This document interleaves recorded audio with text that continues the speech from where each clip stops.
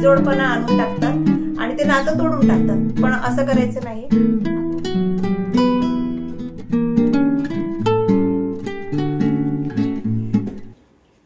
झालं, आवरलं सगळं? हो.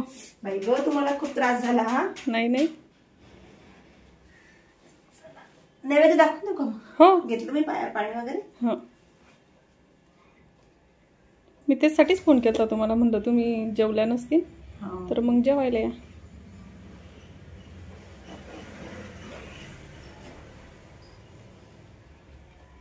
शाळेमुळे पण खूप दगदग होऊन राहिली ना. हो ना.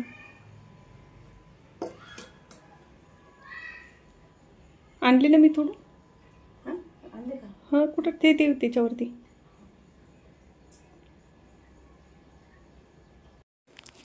नमस्कार सगळ्यांना, श्री स्वामी समर्थ.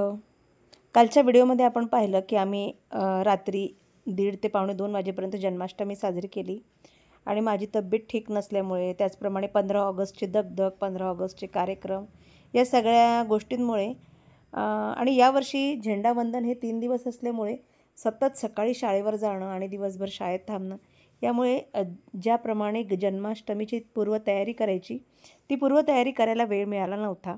आणि त्याच कारणामुळे कदाचित माझी दगदग पाहून माझ्या शेजारीण मैत्रिणीने स्वतः सगळी तयारी केली आणि त्यांनी मला म्हटलं की तुम्ही माझ्याचकडे जन्माष्टमी साजरी करा. कारण आम्ही हे यूट्यूब चॅनलच्या आधी देखील आम्ही दोघीजणी अशा पद्धतीने एकत्रितपणे सण साजरे करायचो. तर अशा जन्माष्टमी आम्ही दोघींनी साजरी केली आणि हा आहे जन्माष्टमीचा दुसरा दिवस. मी दुसरा दिवस म्हणजे कालचा सकाळी शनिवारी असल्यामुळे सकाळची शाळा होती आणि सकाळच्या शाळेला मला अगदी 6 वाजता सकाळीच 6:30 वाजता सकाळीच जावं लागतं आणि मी शाळेतून येईपर्यंत ह्या ताईंनी संपूर्ण तयारी करून ठेवली. दोघींच्या श्रीकृष्णांचा नैवेद्य, अगदी ताटं वगैरे सगळे ओके करून त्यांनी मला शाळेतून येताना फोन लावला की तुम्ही जेवायला देखील तुम्ही इकडेच या. तर अशा प्रकारे मी आले आणि शाळेतून घाईघाईत आले आणि देवाला हातपाय वगैरे धुवून नैवेद्य अर्पण केला. मी माझ्या कृष्णाला नैवेद्य अर्पण केला, त्यांनी त्यांच्या कृष्णाला, आणि सोबत आम्ही काल्याचा प्रसाद देखील त्यांनी बनवून ठेवला होता. त्यांचं म्हणणं की त्यांचं लहान बाळ असल्यामुळे तो काही दिवसभर ही पूजेला धक्का वगैरे लागण्याची शक्यता असते, म्हणून त्यांनी हा जो कार्यक्रम आहे गोपाळ काल्याचा तो आधीच तयार करून ठेवला. आणि अशा प्रकारे जन्माष्टमीचा दुसरा दिवस जो गोपाळ काला असतो तो अशा पद्धतीने तयार करून शेजारी मैत्रिणींना देखील त्याचं वाटप केलं. कोणत्याही पूजेचा किंवा धार्मिक कार्याचा शेवट हा काल्याच्या प्रसादाने होत असते आणि सर्व प्रसादांमध्ये श्रेष्ठ असा हा काल्याचा नैवेद्य असतो, जो बाळकृष्णांनी आपल्या सवंगड्यांसोबत सगळ्यांच्या जेवणातील पदार्थ एकत्रित करून हा काला तयार केला होता. अशा प्रकारे आमचा कृष्ण जन्माष्टमीचा आम्ही सण साजरा केला.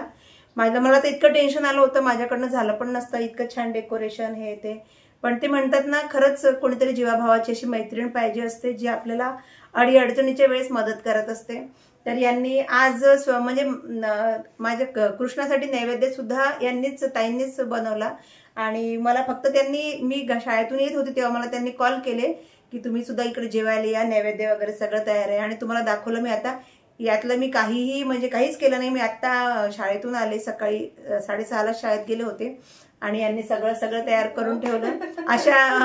अशी मैत्रिणी पाहिजे आणि शेजारी राहतो आम्ही, त्यामुळे बऱ्याचदा काय होतं, मी हक्काने देखील त्यांना सांगते की माझ्याकडनं आज हे असं होणार नाही, तुम्ही हे करा, आणि त्या देखील अगदी आवर्जूनपणे. माझा मुलगा लहान होता तेव्हापासून देखील त्या माझ्याकडनं जर काम नाही झालं तर मी त्याला यांच्याकडे आणून ठेवायची, तर त्या व्यवस्थित सांभाळायच्या. तर सांगण्याचा उद्देश असा की आपल्या सभोवती किंवा आपल्या जीवनामध्ये असे कुठले तरी नाते असे जपून ठेवायला हवे, कारण हे नाते जे असतात ना ते फार अमूल्य असतात.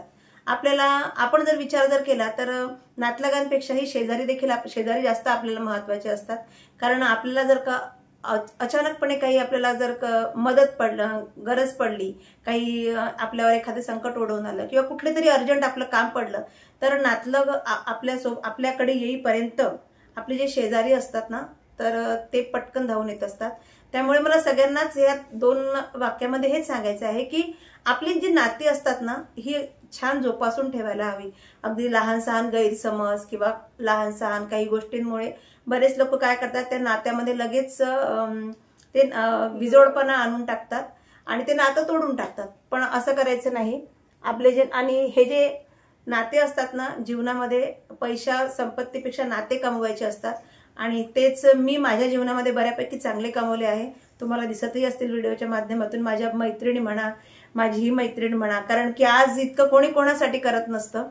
तर मग या व्हिडिओच्या माध्यमातून मला त्यांना थँक्यू देखील म्हणायचंय. तुमच्याकडून खूप काही शिकलं जातं, असं थोडी काही. मी पण बरंच काही याच्याकडूनच शिकलेली आहे, असं नाही. मला खूप काही गोष्टी यांच्याकडूनच शिकायला भेटलेल्या आहे. म्हणजे त्यांच्यापासून मी खूप काही अशी माझी खूप प्रगती झालेली आहे असं म्हटलं तर चालतं. आणि मी पण यांच्याकडून भरपूर शिकत असते. म्हणजे देवधार्मिक पूजा कशा मांडायच्या, पूजा कशा करायच्या, देवाची पूजा कशी करायची, अशा बऱ्याच गोष्टी मी त्यांच्याकडून. आताच नाही, त्यांचं तर हे युट्यूबचं काम समजा आता हे 2-3 वर्षात सुरू झालेलं आहे. पण जेव्हा आम्ही इथं राहायला आलो ना तेव्हापासून, म्हणजे बऱ्याच वर्ष झाले, आता 8-10-12 वर्ष आरामात झालेले आहे. तेव्हापासून म्हणजे बऱ्याच गोष्टी मला यांच्याकडून शिकायला भेटलेल्या आहेत. माझं म्हणजे त्याच्यामध्ये माझं, आणि असं नाही, मला हे कामं करायला आवडतात देवाचे. म्हणजे देवाची सजावट करणे, असं अंगण सजवणे, रांगोळ टाकणे. हे युट्यूब सुरू झालं म्हणूनच ते करत नाही. त्यांचं सुरुवातीपासून आधीपासून त्यांचं हे असंच आहे, जे आहे रुटीन आहे. छान म्हणजे सजवणं वगैरे, घर सजवणं, कुठली पण गोष्ट करायची असली ती देखील. आम्ही शक्यतो दोघी जणी, आमच्या दोघींची कंबाईन पूजा तुम्हाला येणाऱ्या व्हिडिओमध्ये आम्ही शेअर करण्याचा प्रयत्न करताय. ताईंचं देखील चॅनल आहे मराठी आई म्हणून, तुम्ही त्या चॅनलला देखील नक्की सबस्क्राईब करा. मी याची लिंक तुम्हाला माझ्या डिस्क्रिप्शन बॉक्समध्ये देईन. तुम्ही पण ते चॅनल खूप आवर्जून बघा, कारण आपल्या घरगुती जीवनामध्ये, आपल्या स्त्रियांच्या याच्यामध्ये ज्या काही समस्या असतात किंवा आपलं दैनंदिन रुटीन आपण कसं फॉलो करायचं, हे यांच्या चॅनलच्या माध्यमातून तुम्हाला खूप छानपणे आणि अगदी सहजपणे शिकता येईल. तर त्या चॅनलला देखील सबस्क्राईब करा. आणि येणारे जे सणासुदीचे शक्यतो जे व्हिडिओ आहेत, जे स्त्रियांच्या सणांचे आहेत, ते आम्ही दोघी एकत्रितपणे तुम्हाला शेअर करण्याचा प्रयत्न करू, जेणेकरून तुम्हाला देखील खूप छान वाटेल. आणि तुम्ही देखील जर का कोणाशी तुमचा गैरसमज झाला असेल, अबोला झाला असेल, तर एवढे माझे 2 शब्द ऐकून अबोला दूर करा आणि आपली नाती अशीच सतत आनंदाने जोपासत राहा.